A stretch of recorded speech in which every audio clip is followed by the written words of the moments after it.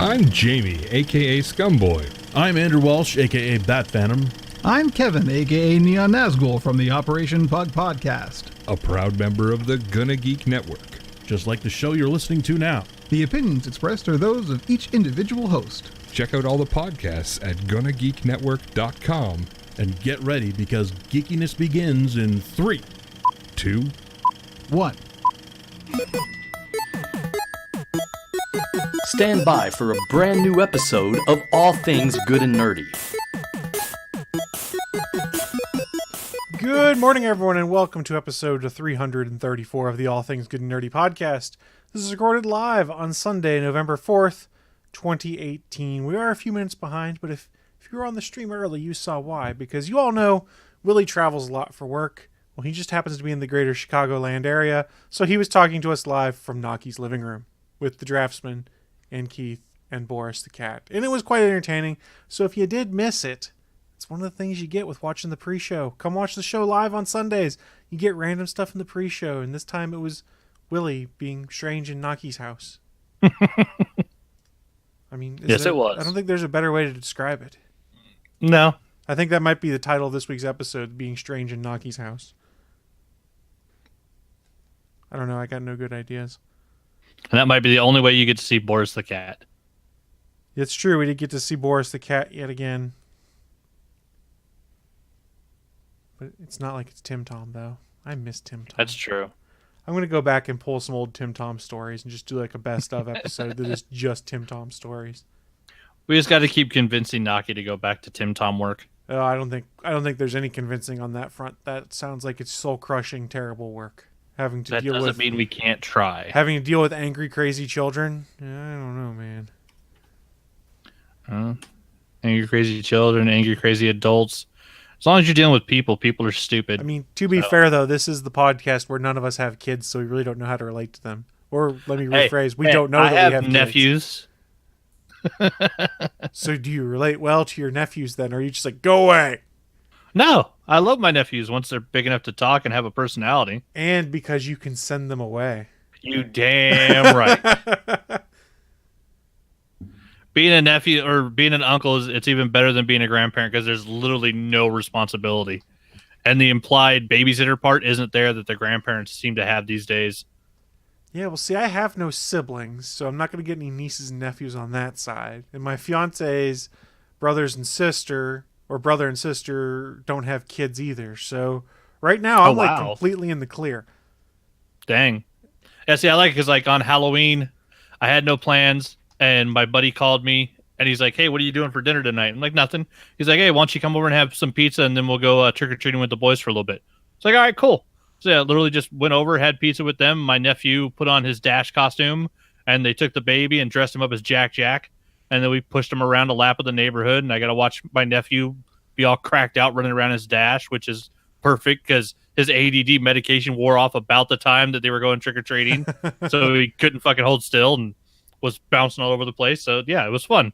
That's awesome. And then, yeah, got done with that, walked back to the house, hopped in my car, and drove home. I don't have to deal with them being on a sugar rush or cleaning up or anything. It's fantastic. You didn't do like an uncle tax on the candy bag and take a couple good pieces? I thought about it, but they hadn't really gotten that much, so.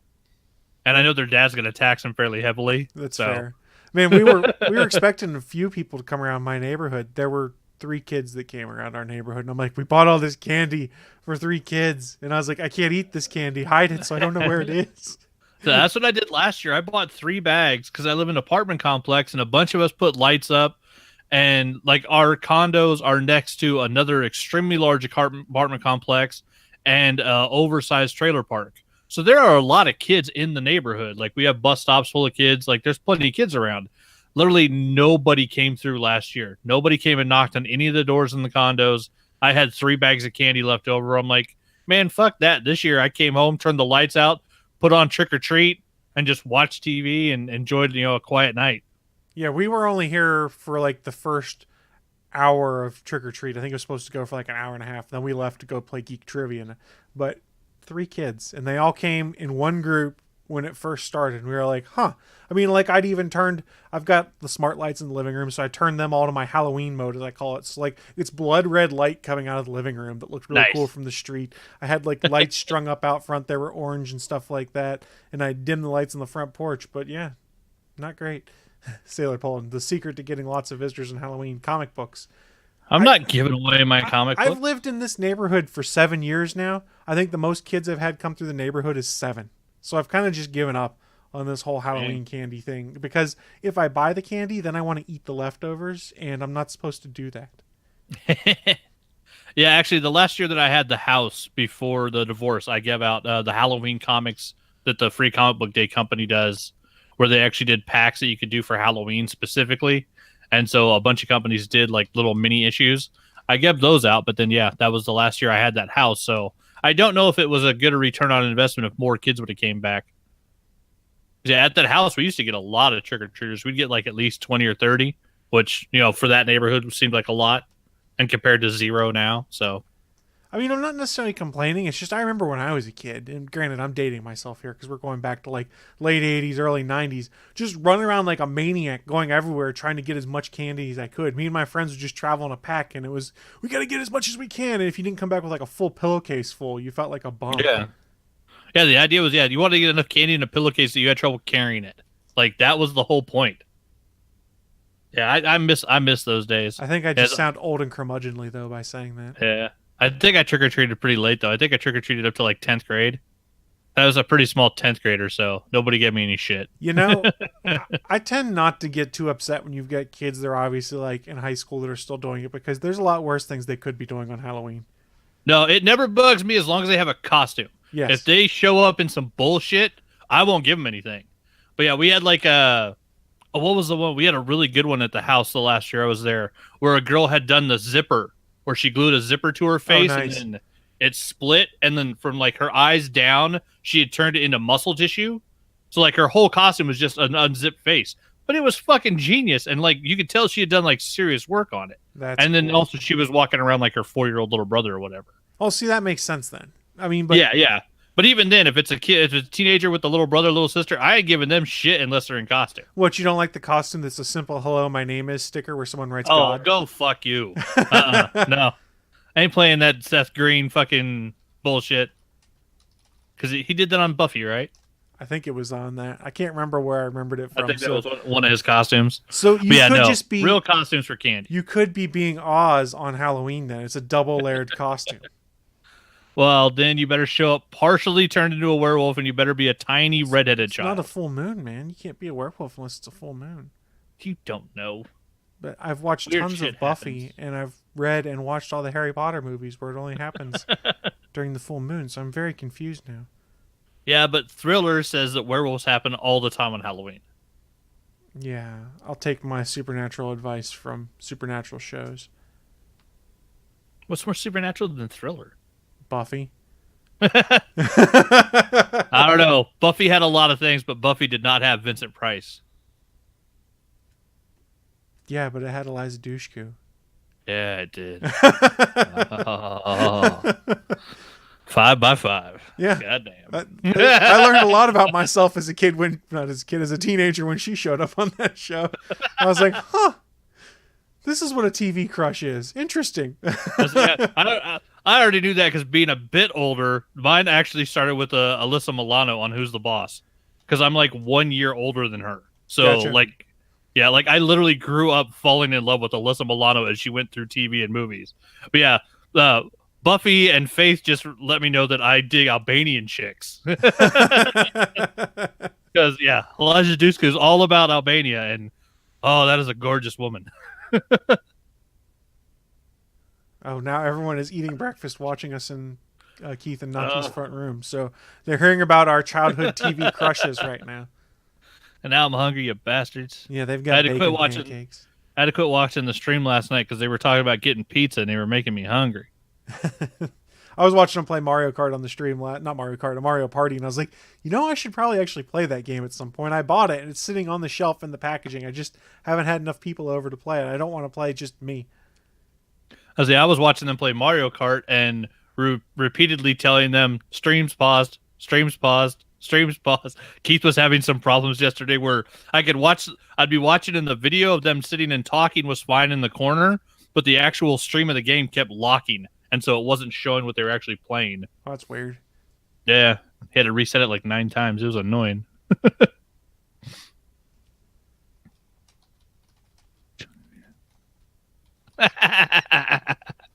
Trying to remember which character was Johnny Fever from WKRP.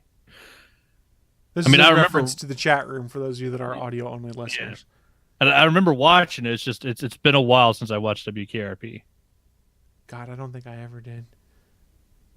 Yeah, I was old enough to watch that in like syndicated reruns. I was watching that and like Welcome Back, Kotter and stuff. I caught all the end of the 70s shows because I'm that old. But I think SP's got me beat. He probably was watching them all first run. Okay, so yes, so he is the DJ, the main character, the main actor, I guess. Couldn't remember if that was who that was or not. That was a pretty good show. This is a show based around a radio station. That's some shit you could not get away with these days. So it wasn't news radio, is what you're saying, where Phil Hartman was on. It was an office full of sexual innuendo, and they weren't worried about musical rights yet. In your endo. In your endo. You just repeat my line back to me. Jeez. Can you tell me who said it, though? No. Aha! Blaze from the Guild. Everything with you is innuendo. Right. And he goes, yeah, I'd like to in your endo. That's right. That's one of my favorite fucking lines. I need to go back and rewatch that at some point. I wonder if it's still on Netflix. I think it was the last time I checked. And yeah, it's a good watch to go back and watch the whole thing now that it's done and watch all of it. Because, yeah, that show, what Felicia Day and that crew did with the small amount of money they had is fucking amazing. Though, the real good news is that House of Cards Season 6 is out. Princess Buttercup is destroying the world now. Be afraid. Be afraid. I have a hard time getting back to that show because I never finished it. Then all the spacey stuff happened. And I'm like, done. Yeah, but if you haven't watched that show, you don't realize going in the last season that basically his character is gone. He got the boot at the end of season 5. So if you've watched it up to the current point, there's no reason not to watch season 6. But I didn't. I was in season 3. Yeah, see, if you're in the middle, then that kind of sucks. So I wiped my hands at it and said, sucks to be them, I guess. The Guild seasons 1 and 2 are no longer on the instant stream on Netflix. Oh, well. I've got other stuff I should probably be watching instead. There's lots of good stuff. There's too much stuff. But yeah, the Kevin Spacey's character basically goes away at the end of season 5. So I'm looking forward to season 6 because it's all about basically how his wife is running the White House now. Because the psychopathic Princess Buttercup becomes the president. I'm down. Yeah, it was one of those ones where they talked about canceling, and I'm like, why would you cancel it? You already got rid of his character. Then you're just firing a bunch of people that didn't do anything wrong. Because, yeah, like in all the as I watched the trailer for it last night, I haven't started the new season yet. I watched the trailer, like, he's not even in it. Like, Kevin Spacey's gone. So, yeah, it made sense for them to bring back season 6 and end it. Because there was still a really good part of the story to tell. Because basically the last episode of season 5, spoilers, especially if you're not going to watch it, at the end of season 5, she basically works the way so where he thinks he's going to be like the right-hand man, and she's going to be the president, and then she gets him to move out of the White House, and then she cuts off communication. And all through the first 5 seasons, he has these points where he turns and talks to camera, like he's actually talking to the audience. And so at the end of season 5, she turns to camera for the first time and says, "Oh, I know you've been there the whole time. I was aware of you. Now it's my turn." And that was the credits on the end of season 5. I was like, oh shit, Princess Buttercup's gonna fuck up the world. So yeah, I'm excited for season 6 because she's fucking Robin Wright is so scary on that show. She's playing just a total psychopath, like, or I guess a sociopath. She's a person that has no compunction whatsoever about hurting and murdering people if it gets her what she wants. Like, she's creepy scary. But it's also, Robin Wright is really, really fucking good at it. But it's the first time she's ever scared me. Like, she's super scary as this character. She does a hell of an acting job. It should be a fun season. I'm going to watch it. Well, she's a phenomenal actor, so. Oh, yeah. That's to be expected. Old Princess Buttercup. And she still looks fucking fantastic. Well, I guess we should just, continue with everything and roll on in to the news of the week. Hell yeah. That's the wrong button. We should roll in the news of the week. ATGN We might. Studios on the internet. It's the news of the week.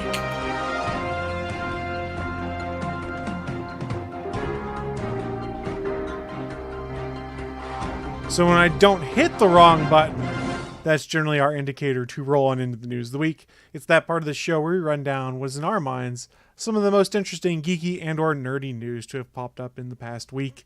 And Anthony, why don't you kick us off? All right. Once again, Disney is trying to take all of our money. And now they're doing it by telling us that on the new, what is more likely going to be referred to, at least being referred to now as Disney Play service, launching at the end of 2019, there is going to be a Falcon Winter Soldier limited series. And so we're getting the actual actors. We're getting Sebastian Stan and he's not a rapper. His real name is Clarence. Why can I not think of Falcon's name? I just think it was Clarence from 8 Mile. He's not an Avenger. His real name is Clarence. Anthony Mackie?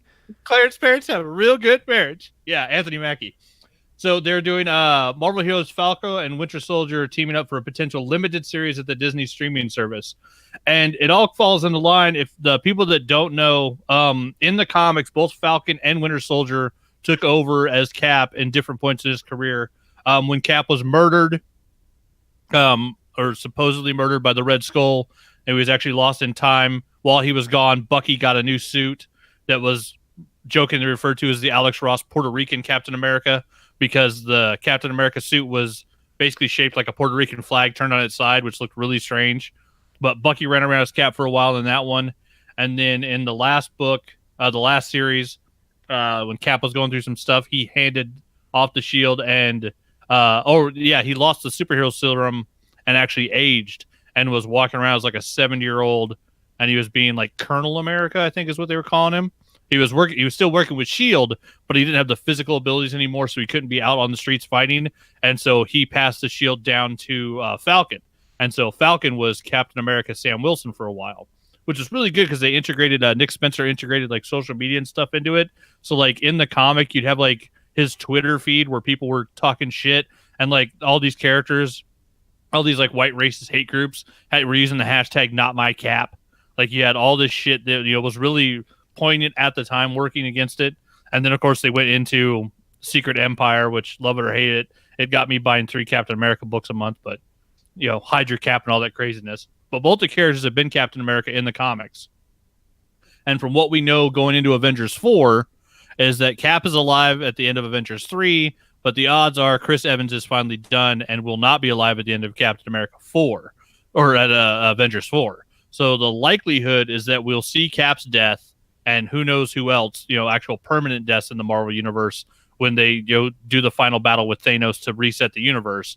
But more than likely, after that happens, one of those 2 characters is going to take over as Cap, at least for a while. And so it's like a perfect setup to where if they do a limited series, we could see, either Falcon and Winter Soldier fighting for who gets to be Cap, or just dealing with the repercussions of the death of Cap and finding out basically which one of them wants to step up and take the role. But yeah, the fact that we got a Loki miniseries coming, or miniseries or series, we got Scarlet Witch coming, all with the actual actors, with Tom Hiddleston, with Elizabeth Olsen, and now we got Anthony Mackie and Sebastian Stan showing up for Falcon and Winter Soldier shows. The Disney streaming service it's doing everything it can to take the money right out your pocket and making me want to have to get it. And then it was weird. I also read an article on was it Tom's Guide? They were talking about everything they know about it so far, which that's the one where they're talking about Bob Iger has been referring to it as Disney Play. So it doesn't have an official title yet, but that's what the CEO of Disney has been calling it. So that's the name that people are using.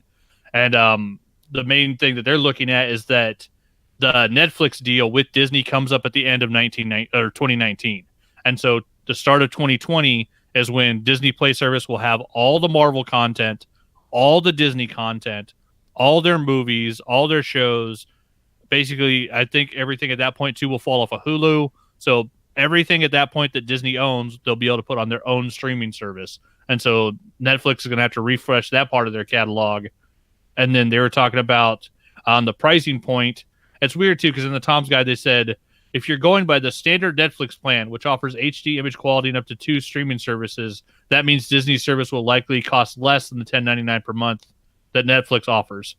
That's not the standard plan. The standard plan is a $7.99 one stream for one person. That's the standard fucking plan. Nobody uses. There's very few people that have that. I've been using that since it launched. So yeah, you're the exception, though. You've only got one stream you need to run most of the time. Yeah, but that was also the first option they have. So how is that not the standard? Because that's not what they bill as the standard one, I don't believe. Bullshit. But yeah, so they're saying that it more likely will be under the $10.99 price point. But, Netflix has $7.99 through the $13.99, so it'll probably be somewhere in there. If it's less, I don't think it's actually going to be less than the lowest tier of Netflix that I pay right now. I don't think it's going to be less than $8 a month. But honestly, if it's under 10, I'm going to have trouble not getting it because, a streaming service that has the new James Favreau Mandalorian TV show for Star Wars, that has at least 2 now Marvel TV shows that are going to be linked to the movies with the actors from the movies, the whole Marvel movie catalog. Like, there's going to be so much on there that it's going to be hard for me to not buy it. I'm not sure I really need the entire Marvel movie catalog when I own all the Marvel movies, but... Yeah, but it's that lazy thing where you don't want to get up and get them off the shelf, and you just want to have hit the the play digital button. copies for most of them, too. So, That's true. Here's on Disney the Everywhere, thing. I have most of them. The bigger thing we've touched on some shows before is how many more streaming services do we need? We're hitting the point where it's, at least for me, I'm like, well, this is one of those things I might buy it for a couple months a year, watch the stuff I want, then turn it off. That's if I do this one. There's so much content here that I'm actually interested in, though. That's the trade-off. So yeah, my Netflix I'll never turn off because I'm always watching stuff on Netflix. The Disney streaming service sounds like something I'd want to marathon stuff every once in a while.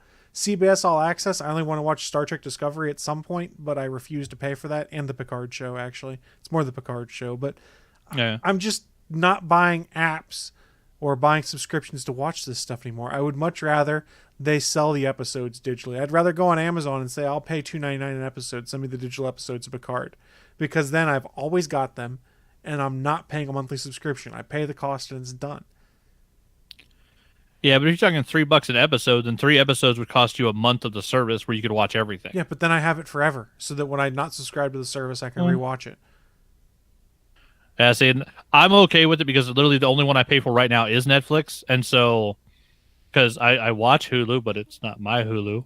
Oh, but yeah, I don't have any of the other streaming services. I don't pay for Amazon Prime, so I don't have Prime Television. So yeah, if it ends up being just Netflix and Disney for me, that might not be bad. And honestly, that'll give me a reason to go back and watch all of Spider-Man XD because I never finished that one, and I really enjoyed the mix of the crazy anime influence with the Spider-Man cartoon, even though I hated that they used the Sam Nova and not real Richard Rider Nova. That made me angry.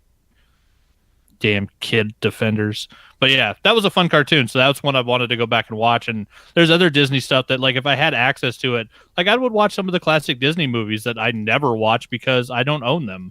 Like, I always had, for the last my time out of the military, I had a girlfriend that had, 3 kids, and she owned all the Disney movies. So I got sick of watching a lot of them, but there's plenty of Disney movies I would go back and watch again, if I had a streaming service that had them on it.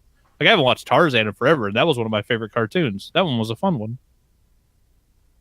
That's fair. I mean, for me, I'm just tired of subscribing to new stuff, so I'll do it in fits and spurts, basically, when I want to watch something on there. I can live with being behind on the Loki TV show or the Mandalorian TV show. This is something, it's in the summer, pick it up for 2 months, marathon everything you've missed, and move on. Yeah, see, that's not bad. Excuse me. Because I'm a cheapskate, damn it. No, not really. But only on some things, my cheapskate. Yeah, so yeah, and this is also, this is what we're hearing now at the end of 2018. So we've got till fall 2019. So who knows between now and then what else Disney's going to announce is going to be only on their streaming service. Because I have a feeling they're not doing this like that CBS All Access shit. Like, hey, here's the one show you want to watch. Disney's going to be like, no, here's the 30 fucking shows you want to watch. Yeah. It's Disney, and they have all the money and all the IP. I fully admit a lot of my heartburn with CBS All Access is, hey, we're going to put some of our back catalog on there, but not all of our back catalog. And hey, all you Yeah. Star Trek nerds, we're going to rely on you to buy this service because this is the only way you'll be able to watch this show after we give you the first episode on TV for free. That Well, still irks me to this day.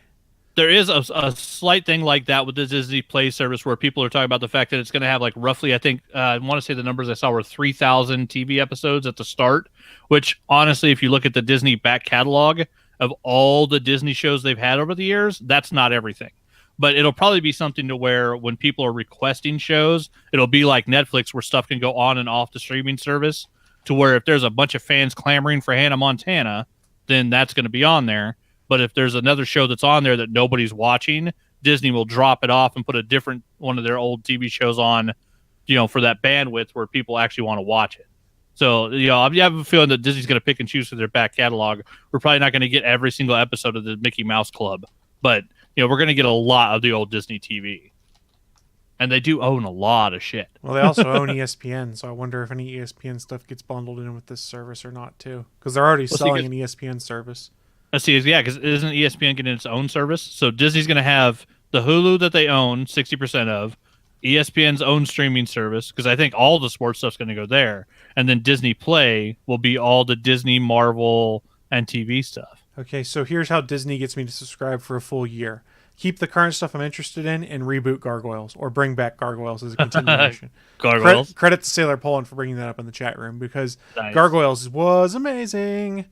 That was a hell of a show. Yeah, when you realize that it's mixed in with Arthurian lore, like that was when that show got me. Because like at first I was watching the first season, like, okay, so yeah, they're gargoyles and they're big and they beat up people, and they turn to stone, whatever. It's like, wait, this is like some Merlin shit and some Excalibur. Like, oh shit, this is mixed in with King Arthur. Like this show's crazy. Like when they started going back and forth through time, I loved it. That and the voice actors. The voice actors on that show were fabulous. Jonathan Frakes isn't that old. They could bring him back. Well, neither's brain fart, Marina Sirtis, who was Demona. Yeah. None of those guys are that. I mean, it's voice acting. You don't It's necessarily voice have to acting, yeah. be young to do voice acting. That's the trade-off. I was saying none of them got old enough to where they've got like a George Burns raspy, smoky voice in the years in between. So I think they could all go back and do those characters again. It'd be awesome if they rebooted Gargoyles, new animation, same voice actors. That'd be awesome. Like, that would be great. That being said, there is a point where going back at a certain age, voice acting doesn't quite seem right. As much as I love James Earl Jones as Darth Vader, hearing him reprise his role in Rebels, sometimes I was like, wait, that doesn't sound right to me. Same within Rogue One. I was like, he sounds a little off. And then I was like, oh yeah, James Earl Jones is probably like late 80s, early 90s. Yeah, but to me, it'll always sound right. And the first time that they do a Vader that's not James Earl Jones, that will sound wrong. The guy that does the Chad Vader voice that they used for the Force Unleashed games is very close to James Earl Jones. Yeah, he is good, but yeah, just it's just something where it's not Tulsa Doom, man. It doesn't have that fucking reverberation that scares your soul. James Earl Jones has got like the most powerful voice on the planet. I love that man. He's badass. Do you ever see Best of the Best, where he's a martial arts coach? No, I did not. It's the weirdest fucking movie. It sounds like it would be. It was the first martial arts movie I saw where when it was over, I wished it was real. Like I wish it was based on a true story, because it's about a team going to the Taekwondo Olympics, and James Earl Jones is their coach, and it is batshit crazy. It is such a good movie. It sounds like it would be. It's got Eric Roberts in it as a martial artist. Like it's fucking crazy. It's got Chris Penn in it. Like it's awesome. Yeah, if you guys haven't seen Best of the Best, go watch Best of the Best. It's a series that gets kind of batshit crazy. I think by the fourth movie, Tommy's like out in the streets fighting Nazis like he's the Punisher or something. Like it gets insane. But the first two films are really based in martial arts, and they're pretty fantastic. Mainly the first one though. The first one's great. And yeah, James Earl Jones as a Olympic Taekwondo coach. It so seems wrong. That's so strange. All right, let's move on to our next story here.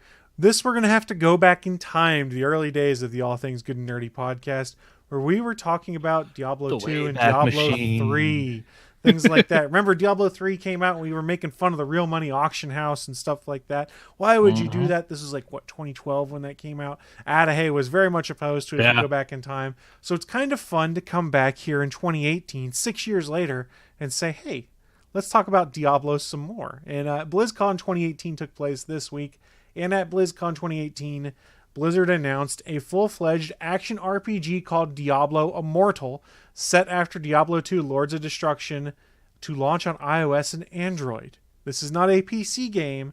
It's iOS and Android, and one would assume that since it's there, they may extend it to the Switch at some point. I don't know, but they describe it as a massively multiplayer online action game where players drop in and out of groups and play through dynamic events. They have announced classes such as the Monk, Wizard, Crusader, Demon Hunter, Necromancer, and Barbarian, and are allowing people to pre-register for the upcoming beta. It's been rumored for a while it would be coming. Now, Diablo 3 just came out on the Switch, like within the last week, I think it is. So Diablo is fresh in people's minds as someone who grew up playing the original Diablo and Diablo 2 in college and with my dad, and then moving on to Diablo 3 later down the line. I'm cautiously excited, but I don't know if I want to worry about how this is probably going to become microtransaction heavy because it's on my phone and or tablet. That concerns me a little bit. It is, however, not being developed directly by Blizzard. They partnered with NetEase, which is a company that's done some other online MMOs like that for cell phones, things like that. And they do say it will be updated regularly to introduce new characters, storylines, and create a living, breathing, and constantly evolving experience. So what's the catch? Why are people so cranky? Well, Because it's the internet. It's about 10 to 15 minutes running around. well, there's that, and there's also the fact that I was reading an article over on Polygon. They had a chance to play Diablo Immortal at BlizzCon. They'll have some impressions coming. But it's very similar to another game called Crusaders of Light that was also made by NetEase.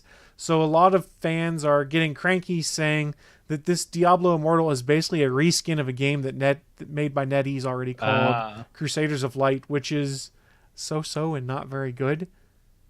So I haven't played that one. So game and reskin it and make it better. I haven't played it that much, but supposedly from the pictures I'd seen, the user interfaces are very similar, things like that. I'm not sure if this is fans just being cranky because that's what fandom comes down to nowadays, or if it's a legitimate concern that, hey, you're just kind of licensing out this title to a company that made a shitty MMO already. What's going to be different? I'm not sure. This is a game I'll probably try, but my big concern, like I said, is it's going to be microtransaction heavy is what I'm guessing. I haven't seen anything official on that. And I kind of like playing Diablo with either a controller or a mouse and a keyboard. And unless I can Bluetooth connect a controller to it, I don't know how fun the super clicky Diablo is going to be. I'm willing to give it a try during the beta, but if you've ever played any Diablo game, you are constantly clicking the mouse or hammering the A button on your controller to unleash attacks and stuff like that. So I don't know how fun and how well that would control on a phone or a tablet where they're tapping the screen so heavily. I don't know.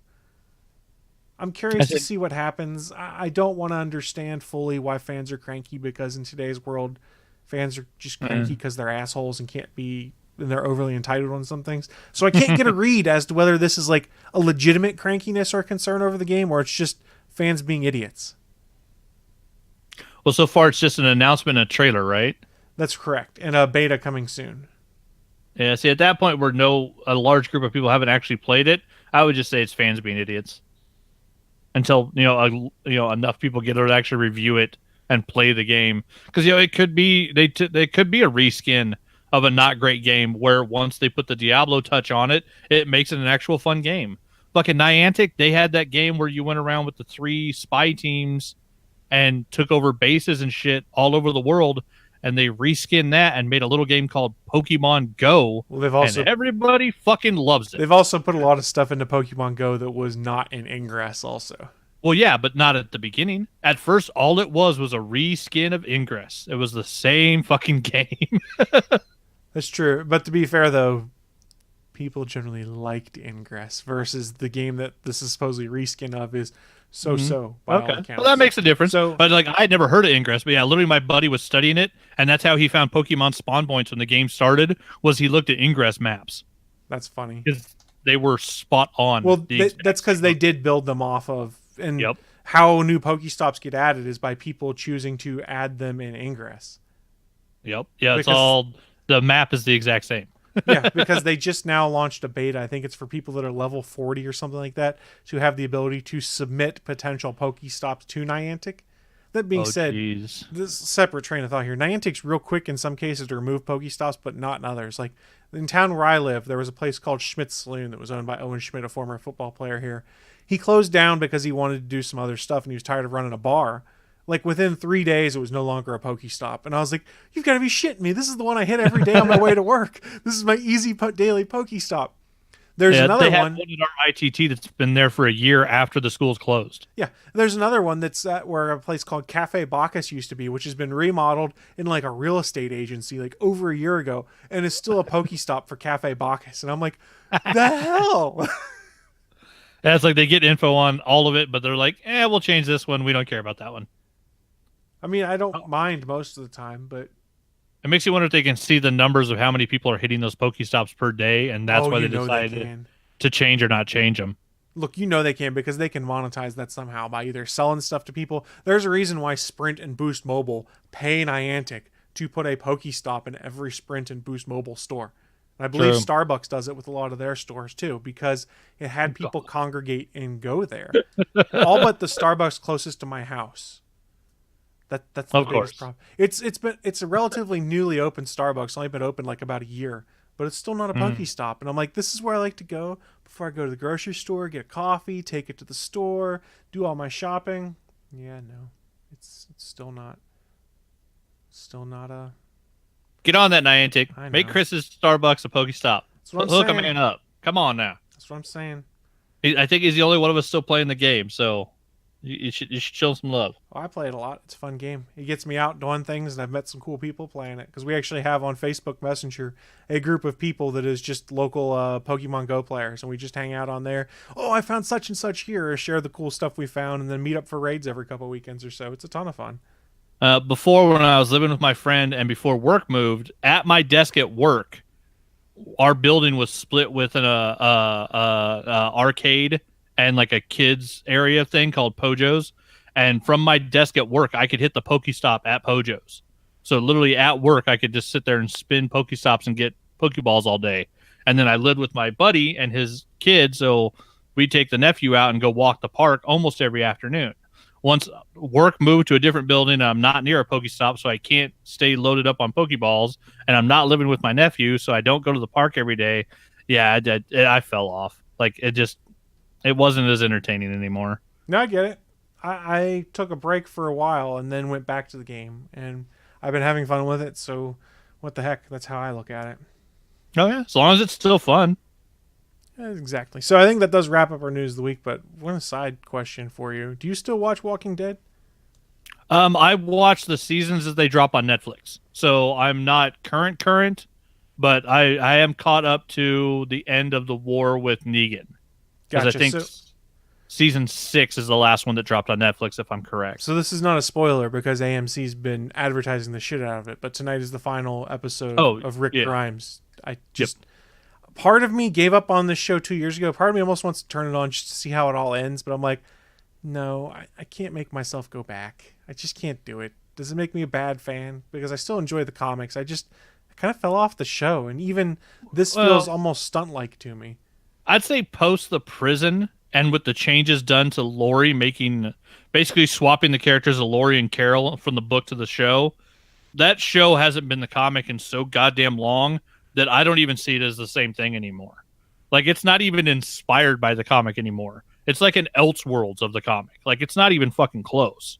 I mean, spoiler alert, once they killed Carl's still running around kicking ass, missing an eye 5 years in the future in the comic. So I've gotten so used to it being a different thing and not referencing the comic at all. Like, the comics got some good stuff going on. There's a character in the comic that just found one of their children after 8 years into this, death world, and the consequences of that and where that person's been the whole time. Like, there's some great stuff going on in the comic. The show I still enjoy, but yeah, it's easy. I can easily separate them in my head as totally different things now. And so, yeah, I'll watch it. I'll watch the season when they drop on Netflix, but I'm definitely in no rush. Like, I definitely wouldn't pay AMC to watch it anymore. Because, yeah, it's the show, characters are ending not because they die in the storyline, but because the actors are sick and tired of fucking playing them. Because they've been hot and dirty in Atlanta for 8 years, and they want a fucking nap, which I can't blame them. And Chandler Riggs like started the show when he was what, like 8, and he was like 14 when he ended. Like that kid went through his whole childhood being chased by fucking zombies. Like goddamn. I think he's going to college right now, Chandler Riggs. Is it college now? Damn, so. So, I mean, that kid, like his whole teenage life was growing up on a show being, filthy and dirty and chased by zombies. That can't be that much fun to do that every goddamn day. I mean, yeah, it would be fun at least for a while, but I could see how, the guy who plays Rick Grimes, fucking Andrew Lincoln. He also has to do an American accent. He's not American. Like, and he has to stay in character all day so that he doesn't mess up his voice acting. Like, that's got to be fucking annoying because also aren't his kids still in England? From what he'd said in interviews. But Andrew Lincoln, despite the fact that Rick is presumably getting written... Okay, let's put it this way. Rick is getting written off tonight, whether he dies or miraculously just rides off into the sunset. Who knows? Yeah. Andrew Lincoln's coming back to direct future episodes of The Walking Dead because he wants to direct. Yeah, which is great. But yeah, That's I mean, awesome. I can understand where if you spend 8 years being away from your family, because apparently he didn't move them to Atlanta because they probably just like the comic that Robert Kirkman wrote 5 issues of and never thought would do any good. Like they went into that first season of the show not knowing it was going to be the biggest show in cable television history. So yeah, I mean, being away from your family that many years, I could see it would be an annoyance. Or it ends up not being worth the money. And I think all those people are still in a lawsuit with AMC over money they didn't get for the first couple seasons anyways. So, I mean, that's got to be the type of stuff that grates on you when you're going to work every day. And yeah, and you're hot and sweaty and dirty and covered in makeup and fucking zombies are chasing you. Yeah, it sounds pretty miserable. Yeah. But the paycheck's probably pretty delightful is how I'm looking at it. Oh, yeah, the paychecks definitely aren't bad. And I've never heard any of them complain about it. The only complaints where the lawsuit stem was apparently they proved that AMC literally wasn't giving them the amount of money they should be getting for the amount of viewers they were getting. And so that's why there's a lawsuit. But yeah, I mean, I can see where the shows had to do some massive changes. And it's just weird because now if they do go forward, apparently they're talking about next season being all about fucking Daryl. And I love Daryl and Merle, but they're not even in the comics. Like, those are 2 characters made up for the TV show. And they're fun, entertaining characters, but if it's Daryl and Michonne's Walking Dead, I'm not sure I'd even be interested in another season. Well, I'm not sure who else they center it around right now. Yeah, because, I mean, at the end of 6, Carol's still alive. Which it makes me batshit crazy because I love the actress that plays Carol and it's not her fault. But in the books, Carol was an awful person and committed suicide by zombie in the prison. And I was glad to see her go because she was a psycho. But Lori was the badass, and they've kind of swapped those in the show where the actress that played Lori, they made her a nutbag and then killed her off. But yeah, in the comics, Lori was with Rick for a long time. And she was awesome. She was a team sniper. She murdered motherfuckers and she was good at it. I loved her in the comics, but yeah, the way they swapped those characters is crazy. And then the stuff they did with Carol where she basically had to murder a murderous child, they had some hardcore shit for that character in the show, and that actress, she's great. I could see why people would follow her through the gates of hell. Yeah. The way that she played fucking was it Melissa McBride? Bride, I believe. Yeah, the way she plays Carol, I could easily see an army of people following her through the gates of hell and having no compunction doing it because she's the Carol on that show kicks ass. So I could see them following her, but just I don't know. It's weird where if it ends up being because in the book it really is. It's the Rick Grimes show. It's all about Rick and finding out how he's going to leave the world for Carl. But if you got Carl and Rick are both now going to be gone off the show, I'm not sure how interested in that I am. Yeah, it'll be wait and see. I think AMC is going to have to take a wait and see approach and figure out where to go from here because from what I've been reading online is that the ratings, granted it's season 9, so ratings are down in comparison to when it started. Yeah. It's a question of when is enough? I wager they're not going to pull the plug on The Walking Dead, nor are they on the spinoff anytime soon. But who knows? It's just it's just take a wait and see approach. But all that means and plus when the show comes out of nowhere after Mad Men had done spectacular and The Walking Dead becomes the most watched show in cable television history, you only have one option, which is to go down. The ratings can only go down. That's your only option. You became the high water mark. At that point, it's just going to be an amount of loss. Yeah, the bigger problem though would be when is it the money comes into play? Because I imagine Walking Dead's not a cheap show to make, nor are people getting small salaries that have been there for that long. So it's a matter of economics they're going to have to figure out. Yeah. But yeah, lower ratings equals lower TV buys. So then can they still afford to pay the crew what they need to work in that hot sun? Yeah, exactly. Be covered in makeup and chased by zombies. Those zombie actors, man. Can you imagine being in a full body zombie makeup in Atlanta in the summer? Yeah, it sounds like hell. sounds hell. So gross. So as we start wrapping things up, we do like to remind folks that the All Things Good and Nerdy podcast, which you're listening to and or watching right now, is in fact part of a network of shows that you can find over at GonnaGeek.com. We've got 25 plus different shows in the network that cover a variety of things, be it general geek culture, tabletop gaming, video gaming, specific television shows like, say, Agents of S.H.I.E.L.D. or Arrow, stuff like that. We've got a ton of stuff on the network, so I'm sure if you head on over that way, you could find something that would be interesting to you to go check out. But what we do like to do is give you a taste of another show on the network and say, hey, maybe you guys should go check this one out as well. And this week I want to talk to you guys about the latest episode of the Starling Tribune, Season 7 edition for Crossing Lines. The Starling Tribune reporters Stargate Pioneer Chris, hey, that's me, and Michelle review the Arrow Season 7 third episode, Crossing Lines, and discuss some recent news surrounding the DC Comics-based CW superhero shows. The reporters find themselves watching nearly everyone crossing lines, and especially Felicity, who is keeping Silencer as her personal prisoner.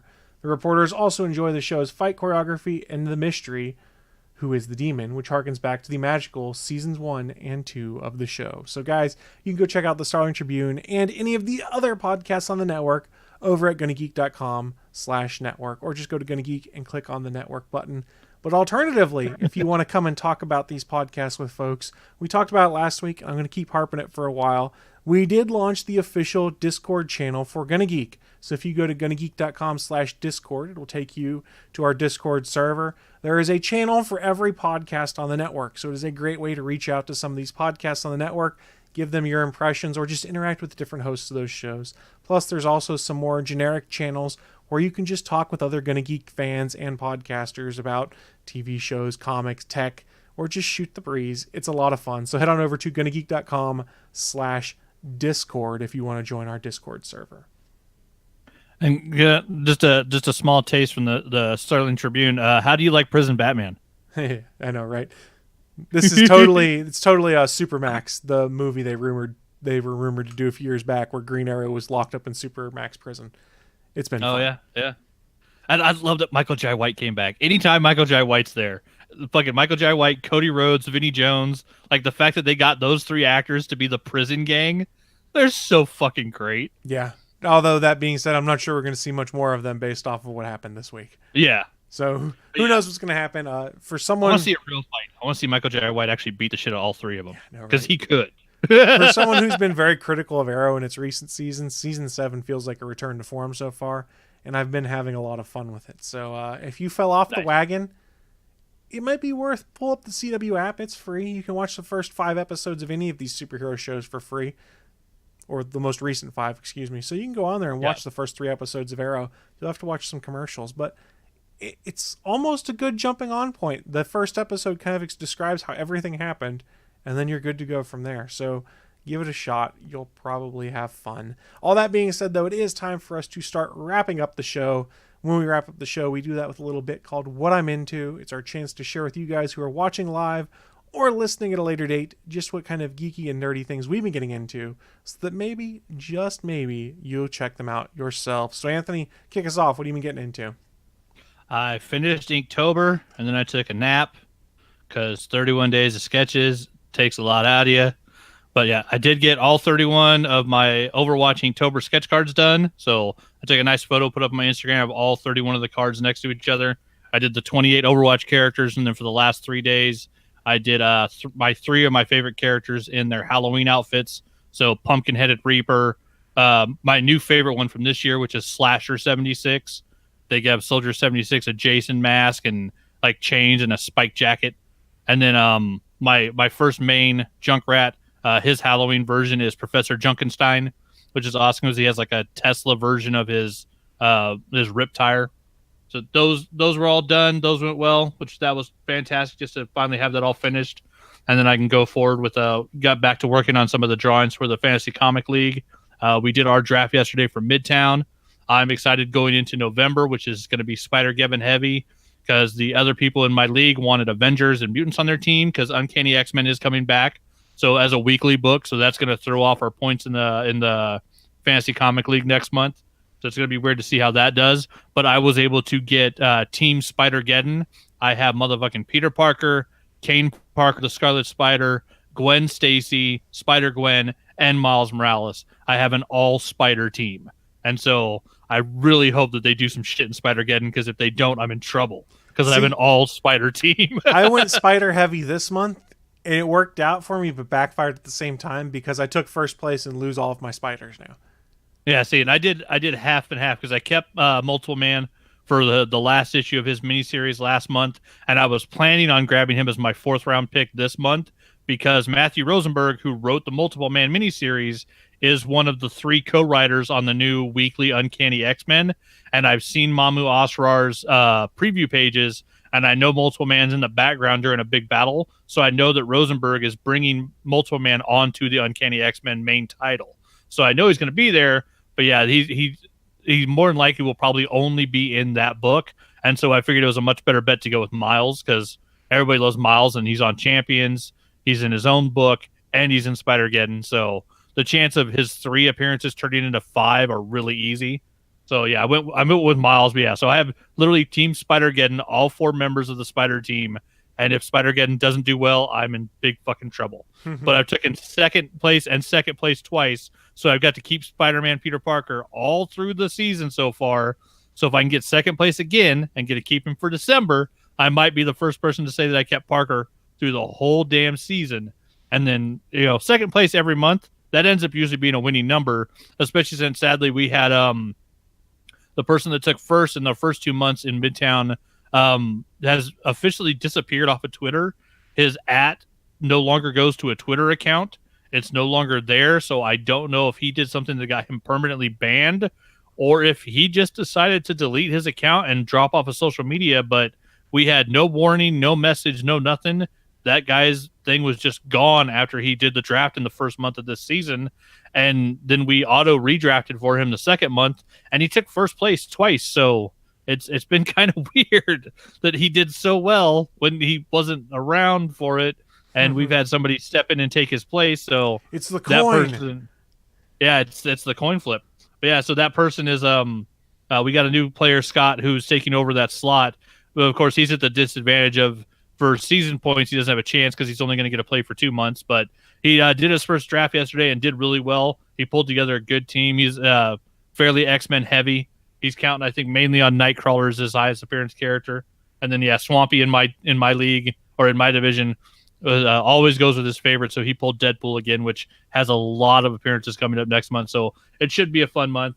And then, as I was saying, I got the last issue, which was very, very cool, very confusing, and very well done. The Multiple Man miniseries by Matthew Rosenberg and who's the artist? Andrew McDonald. This finished. It's time travel with alternate universe Madroxes fighting themselves.